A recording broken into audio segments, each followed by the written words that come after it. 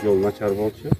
Көлдүн жээги болгондуктан жол талапка жооп бергидей болуш керек деп былтыр өлкө башчысы өзү келип, биз жекече сүйлөшкөнбүз. Резиденцияда башкалардын алдында кандай кылып салат, эмне кылабыз, ошо бүт тапшырмаларды берип, карьер маселеси, ошондой эле жанакы жолдун жээгине чыгып кеткен үйлөр маселеси боюнча бир топ сүйлөшүүлөр болгон. Сүйлөшүүлөрдөн көп өтпөй эле жол башталды. Бул жалпы узундугу ушул 2 жылдын ичинде 141 километр. Балыкчыдан баштап ошол Барскоонго чейин болуш керек өзү деги. Ошо жалпы 140 километр. Аны 2 компания алган. Жол ассоциациясы 70 километр.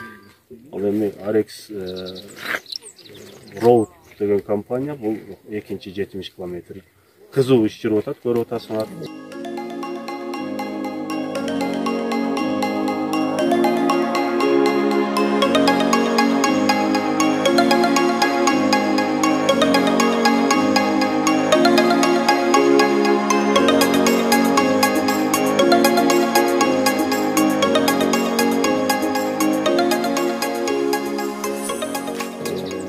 Булар ата мекендик, биринчи жолу ата мекендик ишкерлерге берилип атат. Буга чейин мындай чоң долбоорлор China Road, Кытай, Түрк да башка компанияларга берилип келген болсо, былтыркы биздин өзгөчөлүк президенттин саясаты биздин ата мекендик ишкерлерди колдойлу.